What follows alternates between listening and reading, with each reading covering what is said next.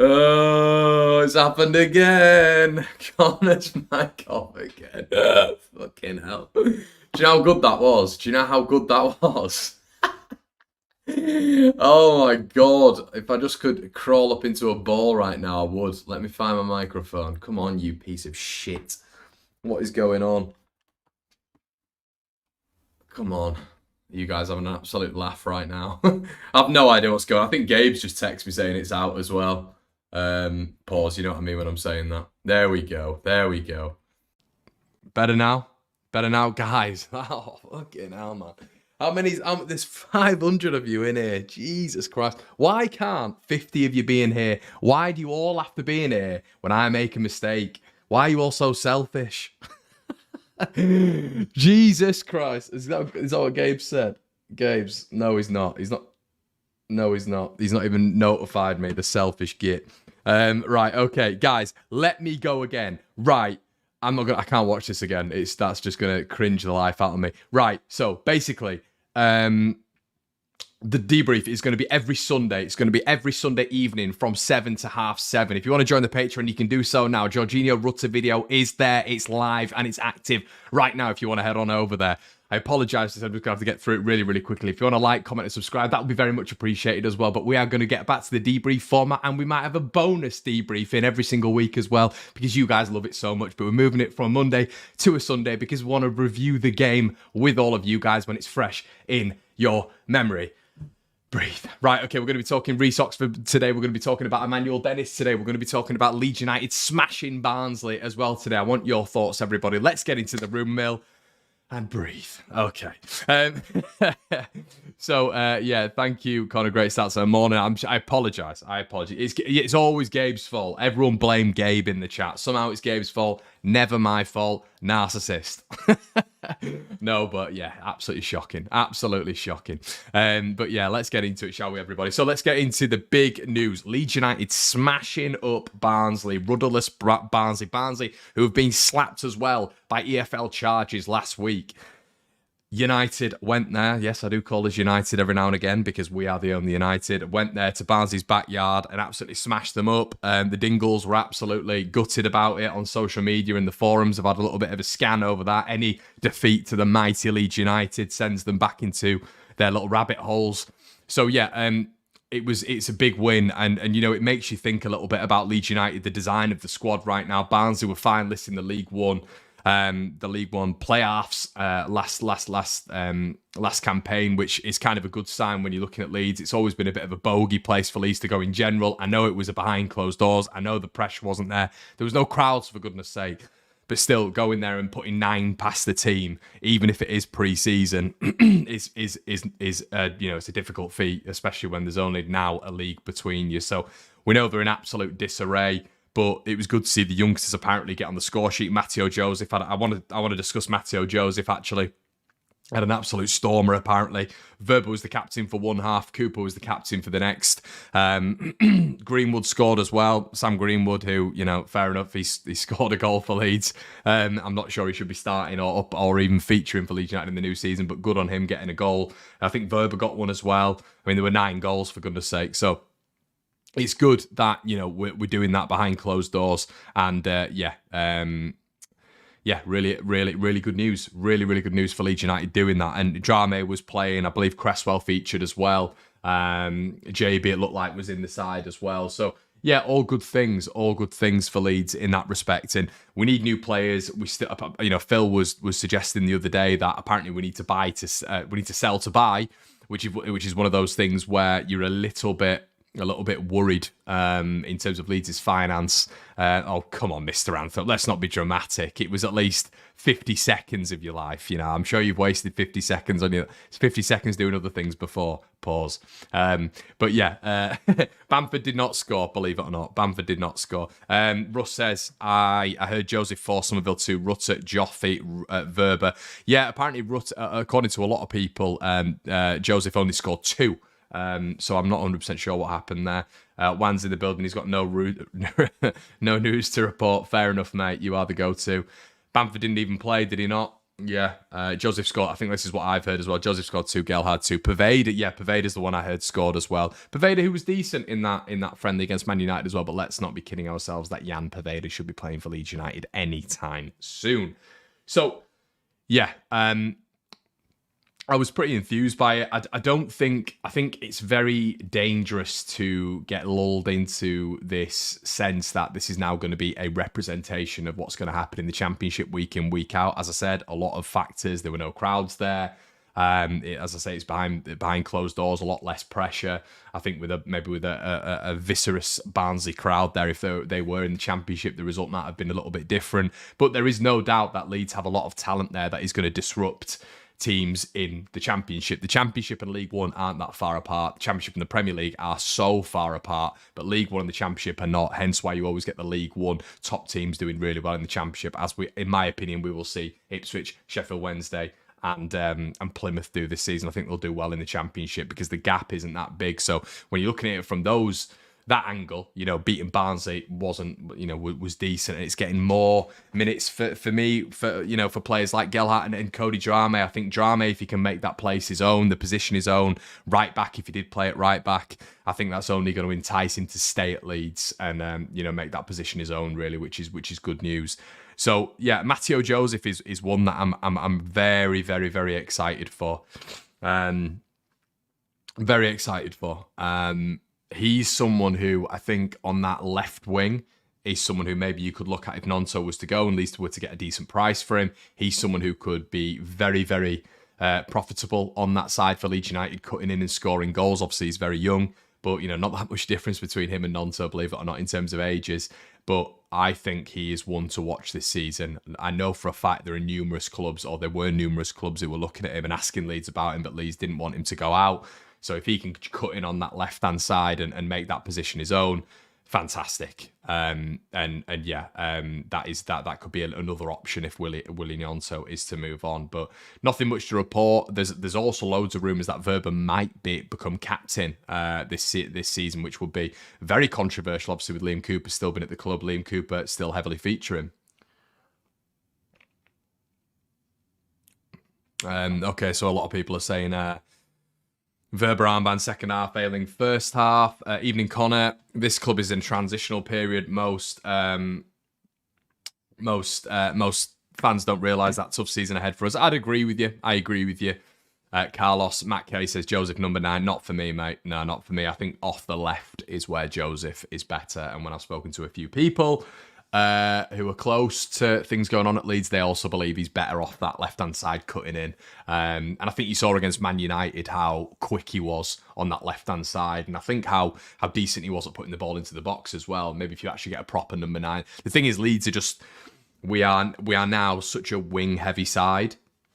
And I want to get into Emmanuel Dennis in a little bit, but this is another player who, for me, isn't an out-and-out number 9. And this is what, when we're looking about Sam Surridge and all this sort of stuff, and yeah, he might not have been at that level that people were looking at, but Leeds were in for him, and we lost out, as did numerous Championship clubs, to Nashville, which was interesting.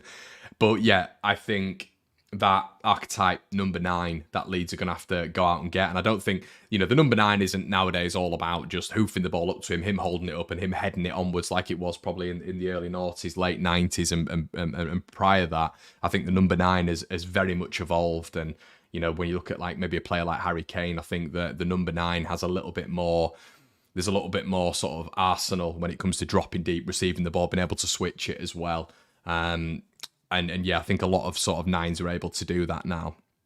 So yeah, I think obviously the one coming down, more of a classic number 9 would have been Yukoresh, to be honest, but Surridge is of that Bamford mould, but I think Leeds need probably a 9 who can do a little bit more, and that 9 for me would be someone like Perot. He can play on the right, can play on the left, can drop deep, can play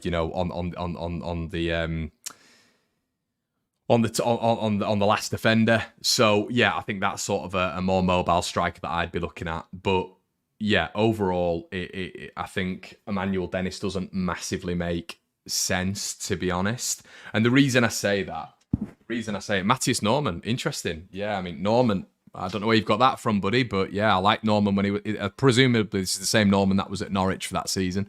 He was a decent player, actually. I think they fell off a little bit when he got injured.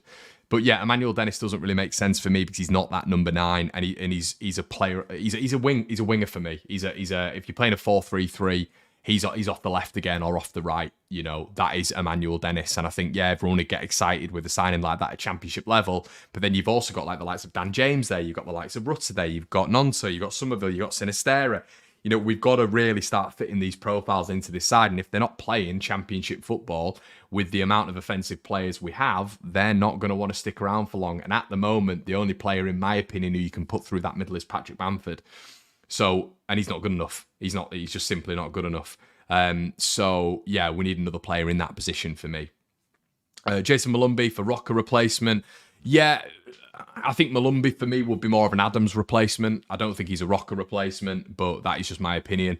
Byram to Leeds, thoughts on that?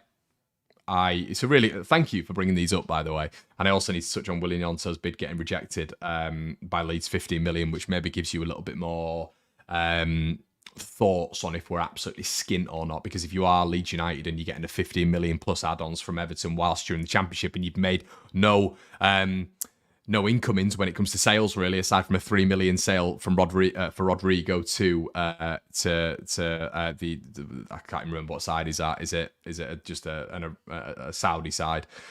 You guys let me know in the comment section below. I think it was Raya, was it Raya? I can't remember. When you've only made that sort of incoming, you know, Leeds could have easily turned around after that Nonto bid and gone, yeah, let's go, let's make moves and we can utilise that money. But they haven't done that. They've stood firm. But yeah, Byram to Leeds. Not sure on that one, to be honest with you. I never rated Sam Byram. And listen, he's I'm sure he's a nice lad. I always say this because people think I'm just going at him, but I never rated him when he was at Leeds.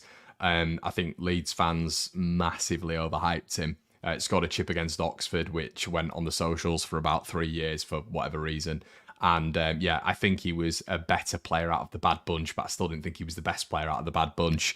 And it's just going full circle. He's 29 years of age. He's not good on the left. He's not good on the right, in my opinion. I don't really know what attributes he's got to his game.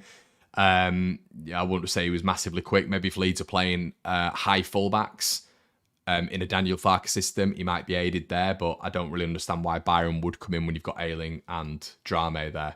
What are you going to put him on the left? But then we've got a right-footed left back again. Why not just go out and get Charlie Taylor? Why are we going out and getting a right-footed left back? What's the point? Just have a natural frigging left back, for God's sake.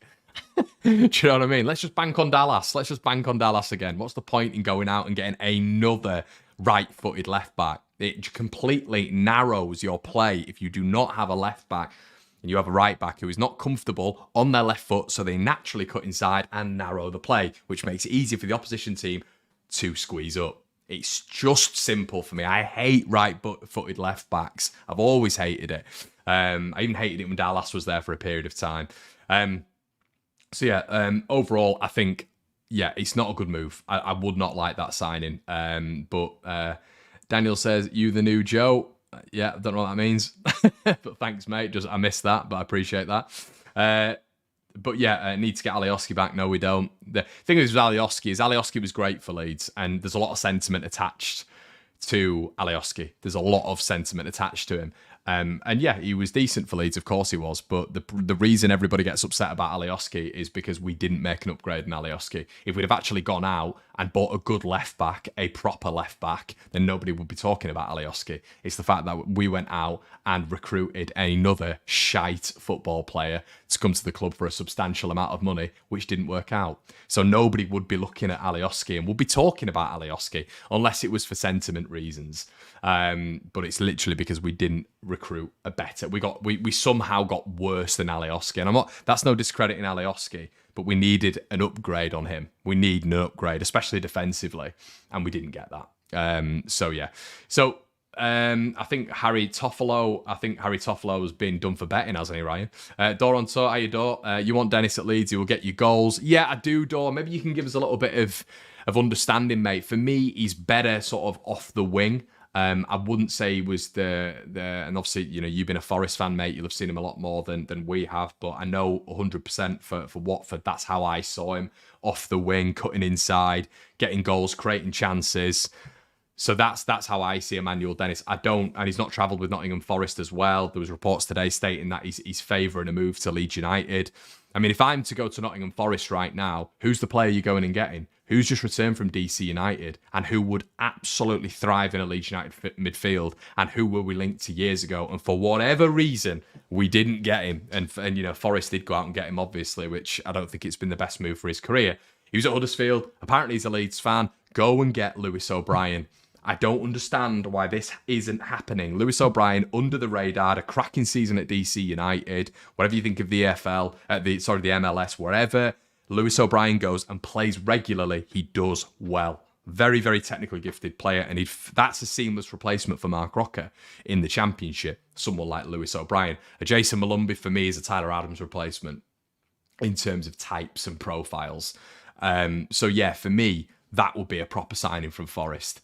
Getting someone like O'Brien. I always liked him. And if you've got him, you've got Darko JB, you've got Archie Gray, you've got Lewis Bay. Lewis Bay obviously is that left profile as well as Lewis O'Brien, so you've got a little bit of depth there. You've got JB, you've got Archie Gray, almost playing similarly as well in that 6. Maybe Archie Gray's a little bit more advanced in an 8 role, and then you maybe flutter a little bit more experience in there. You go out and buy another midfielder as well. You know, that's how they've got to do it for me. You know, a Gustavo Hamer, someone like that. And then you've literally got, and that's all it is. I know it sounds really, really simple. And football isn't simple. Negotiations aren't simple. Transfers, for goodness sake, are not simple. Agents aren't simple. But it just feels like Leeds have missed the boat on so many obvious transfers that just bring that squad together. And then you've got a midfield, a proper midfield, a consistent midfield, a midfield that are always reliable, dependable, as I always say. You know, those, you know, when you're looking at Gustavo Hamer was fit for the entire season. Lewis O'Brien, who's at Huddersfield, was fit for the entire season. He's done really well in the MLS, fit for the entire season. And I just think to myself, you know, you've got a proper midfield nucleus there. Dor says he will get you goals, but the issue is his confidence in front of goals plus attitude is a big problem. But he's a great signing for you. O'Brien would be another good player for you. Yeah, mate. And there's a lot so to this, Alex, as well. We can speculate all we want, but the EFL. Oh yeah, sorry. We just had Elias Chair as well. The Elias Chair would be another magnificent signing. We can speculate all we want, but the EFL approved the takeover. No players are coming in, and guys, that is a certainty. That is, and I can tell you for a fact that is a certainty. And I think, you know, certain players are on the back burner, maybe waiting for that to happen. So we will wait and see on that one. I could be wrong, but yeah. Reece Oxford as well. Reece Oxford, formerly of West Ham United, has been out in Germany, hasn't he? Now, I wanted to talk about Reece Oxford because for me, this one gets me going. It gets me going. Leeds apparently are looking to bring him in on loan. Apparently, Oxford has accepted the proposal. This will be a proper signing. This was almost the Rice before the Declan Rice, wasn't he? You know, Reece Oxford, you'll always remember him for that famous game when West Ham went to the Emirates, beat Arsenal, I believe it was 2-0, and he pocketed Mesut Ozil when Ozil was at his pomp. Reece Oxford was 18. They were glowing about him on the Sky Sports Match of the Day, and he sort of went off the boil a little bit. Injuries are a massive problem with Reece Oxford, but this, for me, is the alternative to Nat Phillips. Now, who am I choosing between Nat Phillips and Reece Oxford? Reece Oxford all day. I think Reece Oxford's more versatile. He can go into defensive midfield as well. I prefer him as a centre-back, of course, but I think the beauty of someone like Cresswell and the beauty of someone like Reece Oxford is not only can they play off the right at the back, they can play off the left as well, and they can play centrally. You know, when you look at maybe a Verba, when you look at a Yelda, when you look at a Cooper, they have to play off the left of a back too.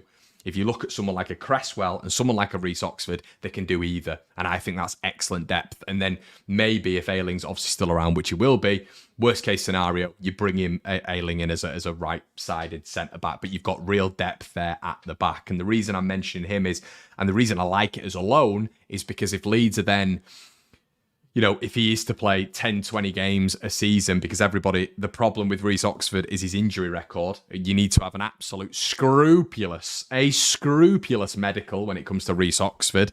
But if he does get through that medical, Leeds get him on loan, and we've still got sufficient centre-back backup. But I'm telling you, everyone, that for the Championship, someone like Reece Oxford, when you look at the profile, how excellent he is on the ball, how athletic he is when fit, I think that's a proper signing. And that's the recruitment I'm talking about. A loan signing, so there's not any obligation at the minute because of his injury record. Get through a scrupulous medical, and hopefully he can play a large amount of games for Leeds United. And if he doesn't, if he does go out injured for maybe, I don't know, if he's out of contention for maybe 3 games or whatever, you've got a Charlie Cresswell coming in, and you've got a real battle for that position there. Because when Charlie Cresswell was here last time, for me, he was frozen out a little bit. But now Cresswell's not an automatic starter for me. But he could be. He could be if he progresses. But he's got to have competition. I think that's going to elevate the player. Let's have a look. All wouldn't survive in the champ. Couldn't cut it in the Turkish league. Ali. Sorry, I didn't see that. Injuries though, yeah, that 100%. There's no getting around that with Reece Oxford. There's no getting around the injury thing. I'm not saying that. And that's why I think the loan works, because it's like if you're getting someone like him in, who is I think he's in terms of attributes for a centre back, he's quality. He's absolutely quality and can definitely work at a better level than the Championship. However, injuries have hampered him, hence why he's probably willing to come down to the Championship, and why a loan would make sense for me. But someone like him, I think, would be a real statement if we can keep him fit. So yeah, that'd be a good one for me. Oxford's a washed-up talent, isn't he? Yeah, it's not been amazing for him, but it's a right club, right time, isn't it? And I do believe that in football. I do think right club, right time. I think I'm not a massive one of a player of Reece Oxford's capabilities and Reece Oxford's age. I don't think he can just be done with the talent that he has. I think if he comes to Leeds United and we manage him well, I think that would be a really good signing for me. Not heard much on Joffy from you, Connor. Have I missed something? No, not really. What do I need to be saying about Joffy? Is Nonso staying after bid rejection? Apparently, they do want to keep him. So, yeah. Good evening, Connor, says Claire. Hope you're well. Hi, Claire. Yeah, I'm good, thank you. Hope you are too.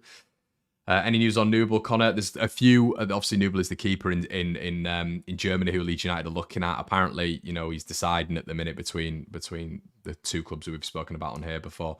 Bowden, great name. Bowden Llewellyn, what a name. Has anybody got a better name than that? Guys, as well, I've not even asked you yet because I don't like doing this much. But we've got 1,300 of you in the building in an impromptu stream where I've not even done a thumbnail yet. If you would do me an absolute solid and like the video, that would be amazing. If you're not subscribed, please subscribe to the One Leeds Fan Channel. We're trying to build for next season. We're going to try and get to 30,000 subscribers, which would be a massive milestone for myself and everybody included with the channel. So please make sure you do that. Lewis O'Brien 100% and getting Charlie Taylor and a Freddie Woodman. I think those 3, and buy maybe Mowat back. Okay, Bowden. I was with you until you said Mowat, mate. But yeah, I get it. Cole Palmer on loan from City. He'll be going to a Prem club, mate. I can. Yeah, I would love Cole Palmer, but yeah. I think the irritating thing for me is I think we could have exploited that City academy a little bit. You've seen Callum Doyle, the centre-back, going from City to Leicester. You've seen Shay Charles, who was on the video I did earlier on about 5-6 weeks ago about players Leeds should target, has gone to Southampton. And it looks like Carlos Borges potentially could go to Southampton as well. Southampton or Leicester, apparently he's choosing between. On loan. So yeah, it's a bit frustrating for me. I think utilising a Man City academy where every single player seems to work is the right way forward. Selling Nonso for peanuts just helps Everton with FFP. Crazy if it's true. I don't think it will be stripper. It won't be peanuts anyway. And the reason behind that is because apparently Leeds have projected 15 million. So the thing is with Nonso is we make profit on him. I don't know how much. I mean, I was hearing Leeds fans thinking that you get 40, 50 million for him. I mean, what planet are you living on? What planet are we living on here? I mean, he barely played to the back end of the season. Do you know what I mean? It's not it's never going to happen, that sort of money. It's just not. So, yeah, if you think that we're selling Willian Jonson, we should be selling Willian Jonson for 40, 50 million, you're in Cloud Cuckoo land. But, yeah, I think Reece Oxford is Ben White 2.0. Yeah, in terms of... Listen, I'm never going to say that, but because of his injury record, but in terms of how he plays, the profile, I can see your comparison there, mate. I can see your comparison. Isn't James McAtee still available? No, Jack. They're rejecting bids at will for him. There's actually been 30 million quid bids that have gone in for him from Premier League clubs, and they're not letting him go. pitching in on an updated mute button. Yes, mate. Oh, some of you will still be at the start of this stream. Once again, I apologise sincerely for being on mute for about 2 minutes. I will not be watching this stream back because I will cringe my head off. So thank you so much for everybody who's still reminding me. But yeah, we did get to it, and hopefully you're enjoying the stream, everybody. If you didn't quite hear it at the start because I was waffling on, we will be doing the debrief from now on this season when Leeds United are going to get promoted from the Championship on Sundays. Sundays at 6:30. Oh, sorry, I said 7, didn't I? 7 or 7:30. So tune in for that every Sunday where we're going to be going through the week game coming up on a Tuesday, likely. And then obviously we'll be going over the Saturday/Sunday game. See how desperate Everton are by ripping up the asking price. Let's mess up their FFP. Yeah, and this is the thing. Like, apparently the 49ers are saying, they won't be selling Willian Yonto until, unless a certain bid comes in. That's what we understand. But that's good, if they're being stringent with that, they need to, their biggest assets, Willian Yonto is one of those. They need to be driving that price up. Everton shouldn't be getting him for 15 mil. And also, I don't understand why he'd go to Everton. And I was having this chat with Mike as well. The other day, Mike from Blue Boys Network, and we were having a chat, and even admitted, he was like, it's a very odd move for him to go to Everton. And maybe everybody, when there's people demanding 40 to 50 million fees, or 35 to 40 million fees for Willian Yonto, you look at the clubs that are involved, and maybe he's just not of that level that we think he is at this moment in time. He's excellent for the Italian national team, of course, but he's not properly proved it for them yet. They think he's going to be the poster boy. He's been excellent, hasn't he? And he could have even saved us last season if he was played more. However, we've still got to see him grow and develop. And I think that sort of money for someone like him is nuts, to be honest. And yeah, as Carlos says, he won't be able to develop at Everton. For me, anyway. Connor, we need to offload some wingers. Nonto might be one at the right price. Yeah, and I said earlier on, Michael, I said I'd love to keep him. Of course, I would. I think he'd do bits in the Championship. But I've also said I like Joseph off that left-hand side. And I've liked Joseph off that left-hand side. So if we get a good fee for him, maybe that could be something that Leeds United do. Yeah, it's a good option there. Connor, out of all of the wingers, who would you keep and who would you sell? Stephen, if you give me the list of all the wingers, I'll go through it, mate. But as of right now, I can't think of all of them off the top of my dome because I'll just forget one. It happens all the time. Smash a like, guys. Near 1,400 in the stream. Let's get 1k likes. Thank you so much, Michael. Guys, it'd mean the world to me if you could just slap a like on the video. Yeah, it does the channel wonders, so thank you so much. Rutter will be playing on the left-hand side. Yes, Scott, and there's many who'll be playing on the left-hand side as well. There's many. I'm just saying I like Joseph off the left. I like him off the left. And who knows, would Rutter be playing centrally? I don't know. Apparently Farker likes him out wide. But how many wingers have we got out? How many players have we got out wide now? It's ridiculous, isn't it? Connor, would you take Perkins over Bamford? Lee, I wouldn't. And do you know why? Because I see Perkins as a number 10, mate. I think Perkins is going to do a lot of his good work in the number 10 at some stage. And I think in a 4-2-3-1 system, I think he's perfect for that 10 role. I don't think, once again, he's an out-and-out striker. And it's the same for Joffe. It's the same for Sam Greenwood. So this is what I'm talking about. I don't think Leeds have that profile yet, aside from Patrick Bamford, who I'm not having, really. Okay, so I think these are all the... Ethan, are these all the wingers? Rutter, obviously, I'd keep. Harrison, are we talking realistic here? I think Harrison will leave. I think Sinistera... Oh, what will he do? I think it depends what happens with Somerville. Because they've said that they're willing to listen to offers for Somerville. So I think one of those two goes. Then you look at Nonso. I can see Leeds selling a lot of them. That's the thing. I can see Leeds selling a lot of those wingers. Costa, Poveda, hopefully they're gone. Dan James. I'm yet to be convinced on Dan James, but maybe a 20-minute player. He's a Ferrari with no driver, but he potentially could scare the opposition for 20 minutes. But I wouldn't, I'm not hanging my hat on Dan James at all. Who would I like to keep? I would like to keep Sinistera, Somerville, Nonso, obviously Rutter.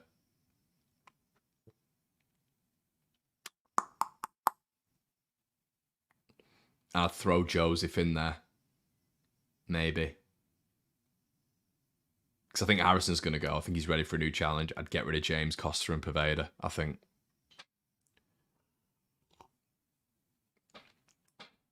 Connor, do you think Leeds could sign Hamer? I feel like he's too good for us to get him. Lodi, that's where I feel, mate, with a lot of the signings. But Leeds don't fill you with hope, do they? They're not aggressive. They said they were going to be aggressive this window, and obviously without the EFL approval, they can't be aggressive. But it's difficult at this moment in time to be able to say, yeah, we can go get players like that when you've seen no proof in the pudding. It's very, very difficult, isn't it?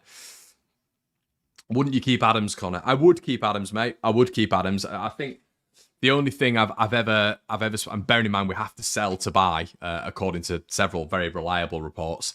I think what I've said about Adams before is, I think people talk on him as if he's not replaceable. He is replaceable. But would I keep him in the Championship? Yeah, of course I would. Of course I would. I mean, I was seeing the other day, I don't know if you guys saw it, but they were saying that, and this isn't no slight on Tyler Adams. Tyler Adams is a ball winner. He's a fantastic ball winner. He's tenacious. He's captain material. But I was reading some absolute bollocks online the other day from an account that apparently he's a progressive passer and he's technically one of the most underrated players. I think he said in the Premier League. That's just absolute mama language again, but bollocks. That is not Tyler Adams' game. He's not a progressive passer, hence why Leeds went out and brought Mark Rocker to do that last season. You need to dot progressive passers around Tyler Adams, which is what the US tried to do with Yunus Musa, and McKennie at points. But there is absolutely nowhere on God's green earth, with the greatest of respect, that is the profile of Tyler Adams. It's not. And we can kid ourselves and say it is, but it's not. As a progressive passer, when he's put under a lot of pressure, for me, he's not press resistant, and I don't think he's great at moving the ball forward. I think he's better at moving the ball laterally and being a destroyer and being a ball winner. Let's not just add attributes to Tyler Adams' game because we like him. I think he's a very, very good. He's very, very good at what he does. I'd like him in the Championship, but do I think there are players that can replace his attributes? Yes, I do think that. So I wouldn't be absolutely heartbroken if Tyler Adams was to go. I think a lot of Leeds fans would be heartbroken because he puts a lot of sort of big tackles in. But that's not undermining that those Leeds fans at all, because putting big tackles in and winning the ball is something that is a massive, massive credit in the Championship and something I would want as well. But let's not start adding attributes to this guy's game, even though I'd love to keep him, by the way. I want to reiterate that because people will take little snippets of that and think that I've said something else. I'd love to keep him, but is he replaceable? Yes, he is replaceable. And if we need to get some money and we can sell him on early for a very, very good fee, then yeah, I'd be open to selling him. He's not a David Batty. He's not a David Batty. No chance. David Batty was on a different level to Tyler Adams. Come on. Batty for a long period of time could do it all. Hence why he played for England. He wasn't just the profile of just that. He was towards the back end of his career, of course, but at the start of his career, Batty was brilliant. He was absolutely exceptional, in my opinion, anyway. But I don't think he's. And I'm not saying he's not. 9-1.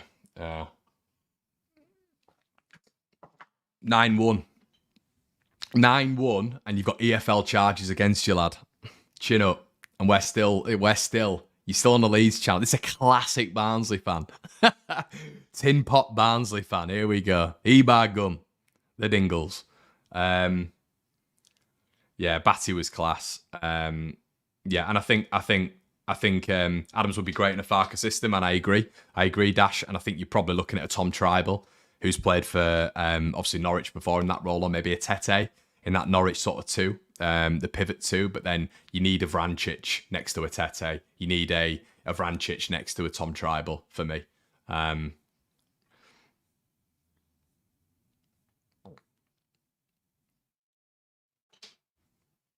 Harry says, slow takeover, slow appointment, and slow window. Don't be surprised when the season starts slow. We just got to stick with the team. Yeah, I've said that, Harry. I think we need to stick with the team.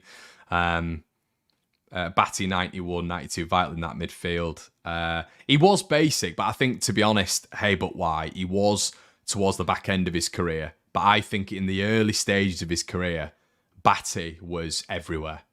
He was everywhere. I actually think he fit the profile of Gerrard a little. I'm not saying he is Steven Gerrard, for Christ's sake. I'm saying I think he fit the profile of Gerrard a little bit in that midfield. He was up and down. The points he probably could have played on the right. I think Batty was brilliant. A real underrated midfielder. Because he's not a big talker, is he, Batty? You don't really hear from him, so I don't think people discuss him that much. But yeah, Strachan, Batty, McAllister. Jesus Christ, what a midfield. What a midfield. What a midfield. Nah, Jamie, no way. No. Come on. I'm not having that. I think that's disrespectful.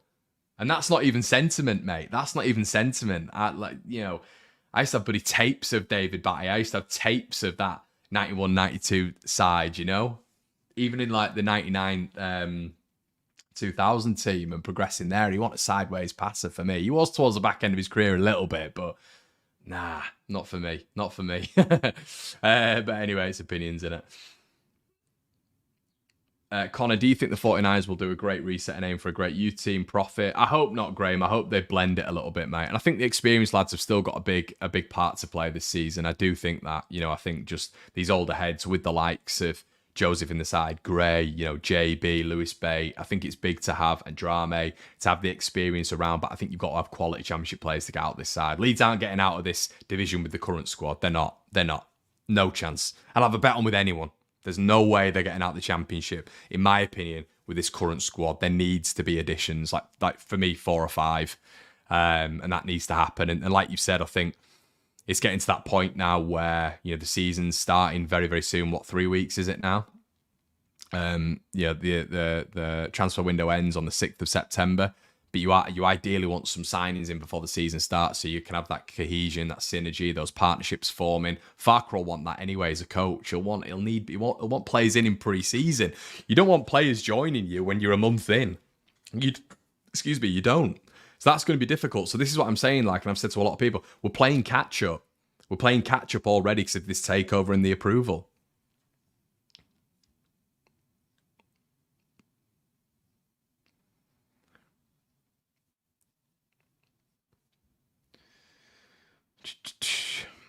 I hope so, Carlos. I hope so. Oh, guys, we're going down memory lane here. Olivier Dacour, bloody hell.